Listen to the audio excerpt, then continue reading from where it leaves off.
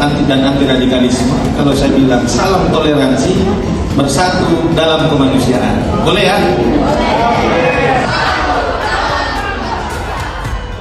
Ideologi negara,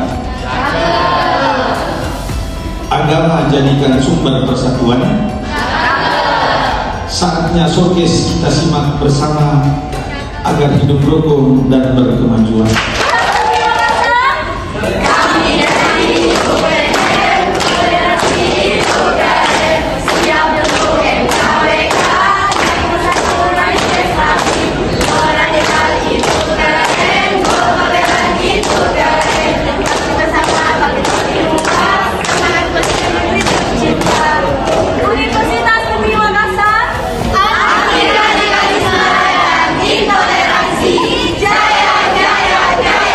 Tampilkan karyanya. Beri tepuk tangan yang meriah. Generasi emas, pikiran jernih, hati bening, stop radikalisme. Intoleransi bukan solusi, cuma ilusi. Assalamualaikum warahmatullahi wabarakatuh. Data BNPT atau Badan Nasional Penanggulangan Terorisme tahun 2023 menunjukkan 12% mahasiswa telah terpapar paham radikal secara aktif dan 2,4% mahasiswa mendukung secara aktif. Sementara berdasarkan laporan dari Kementerian Agama atau Kemenak di tahun 2022 menunjukkan adanya peningkatan kasus intoleransi yang ada di Indonesia. Itu artinya, hadirin yang kami hormati, radikalisme dan juga intoleransi menjadi sebuah permasalahan yang cukup krusial yang ada di Indonesia. Kami dengan bangga mempersembahkan hasil riset dengan judul Membeda Fanatisme sebagai Akar Pemicu Radikalisme dan Intoleransi melalui pengembangan model moderasi berbasis proyek. Saya, Sri Sutriani, selaku Ketua dari Portofolio 1, dan tentunya saya ditemani oleh 6 rekan saya yang luar biasa. Ada DL Wea, kemudian ada Gloria Irensari, kemudian ada Miss Hayar, Putu Selviani, Siga Mahadiva, dan terakhir Muhammad Farid Wajib. Kemudian permasalahan ini cukup krusial di Indonesia, dan kira-kira seberapa seriuskah permasalahan ini? Jadi, kenapa fanatisme menjadi sebuah permasalahan yang cukup krusial di Indonesia? Karena sikap berlebihan dalam meyakini suatu pandangan yang membuat seseorang seringkali menolak segala bentuk perbedaan dan mudah terpapar akan paham atau ideologi yang bersifat ekstrim. Berapa luas skala penyebaran masalah ini? Oke, baik, sudah dijelaskan oleh teman saya bahwa fanatisme sudah cukup krusial di Indonesia. Jadi fanatisme sudah tersebar di kalangan mahasiswa, masyarakat umum dan nasional. Fanatisme sudah tersebar di lingkungan Indonesia, sudah tersebar di berbagai kompleks kehidupan masyarakat Indonesia. Pemerintah wajib melindungi bangsa Indonesia sesuai dalam Undang-Undang Dasar tahun 1945 pada alinea keempat yang berbunyi melindungi segenap bangsa Indonesia dan seluruh tumpah darah Indonesia. Yang sebesar-besarnya kepada Portofolio 1 atas penampilannya pada hari ini. Baik, singkat saja. Tadi Portofolio 1 menjelaskan bahwa fanatisme adalah menjadi pemicu munculnya radikalisme dan intoleransi. Pertanyaan saya adalah, apa indikator sikap fanatisme yang dimiliki oleh seseorang atau kelompok atau organisasi yang berpotensi menjadi cikal bakal munculnya radikalisme dan intoleransi itu? Silakan. Salam, Om Swastiastu, Namo Buddhaya, salam kebajikan untuk kita semua. Berdirinya kami di sini sebagai Portofolio 2 akan memberi solusi atau kebijakan yang dapat memberantas sikap tersebut. Sebelum kami masuk pada pembahasan tersebut, alangkah baiknya kita semua untuk memperkenalkan diri dari Portofolio 2. Perkenalkan, saya Ramadhani, adapun di sebelah saya teman kelompok saya yaitu Freddy, selanjutnya ialah Fatir Ilyasa, selanjutnya ialah Filsa Anugerah Ramli, Rifka Mita, dan juga Rizky Randa berapa? Kepada generasi alpha, di mana generasi alpha ini lahir dan berkembang di era teknologi yang sudah cepat dan canggih. Nah baik, kami telah memaparkan 4 kebijakan. Yang pertama adalah dialog antar umat beragama. Bagaimana kira-kira dialog antar umat bahwa generasi alpha itu lahir pada tahun 2010 sampai tahun 2024.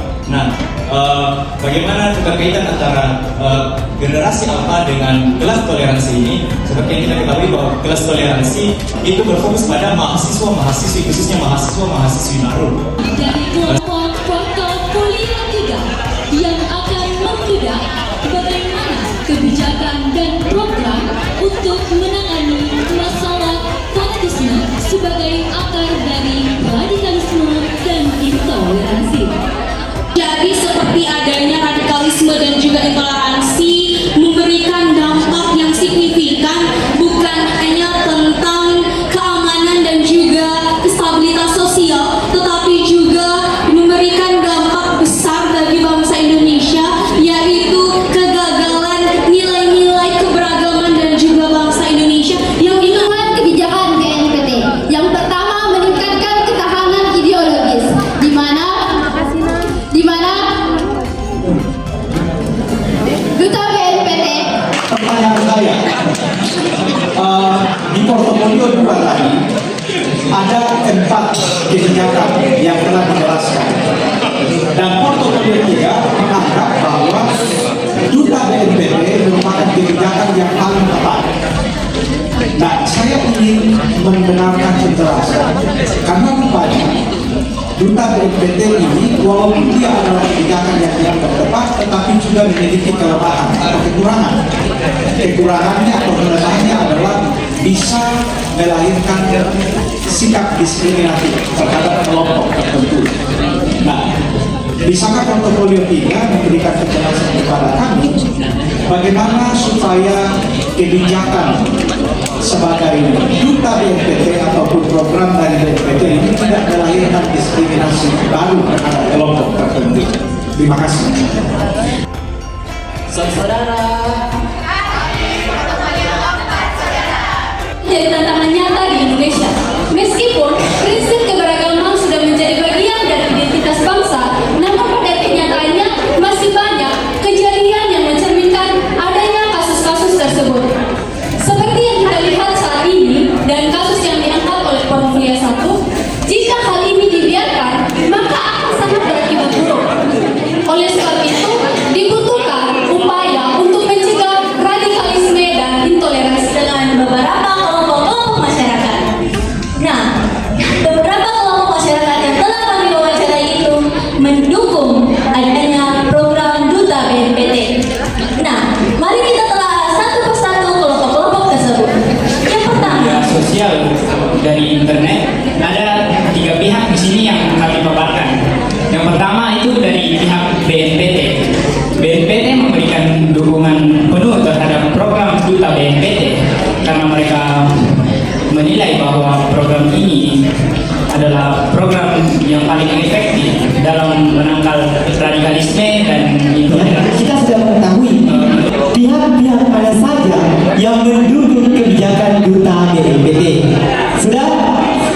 Nah, teman-teman perlu kita pahami dari yang mendukung tersebut itu ada dari pihak masyarakat maupun dari pihak pemerintah. Mengapa demikian? Begini teman-teman, karena jika suatu program hanya mengandalkan satu aspek saja, yaitu idenya yang bagus, maka program tersebut hanya akan menjadi sebuah diksi yang tidak akan pernah terrealisasikan. Yaitu pihak yang menentang. Saat dari portofolio 4 yang dimana mengembangkan rencana kerja, yaitu yang langsung turun ke lapangan mewawancarai setiap masyarakat maupun mahasiswa.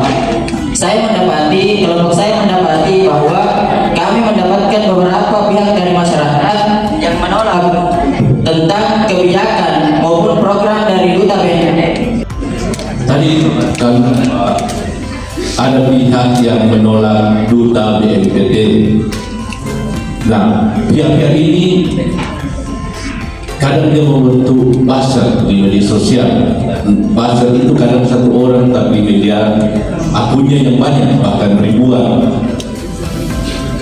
Nah, yang ingin saya tanyakan, apa yang dilakukan Duta BNPT ini untuk menangani kelompok yang menolak ini yang menggunakan media sosial dalam memaparkan radikalisme dan intoleransi kepada masyarakat itu saja.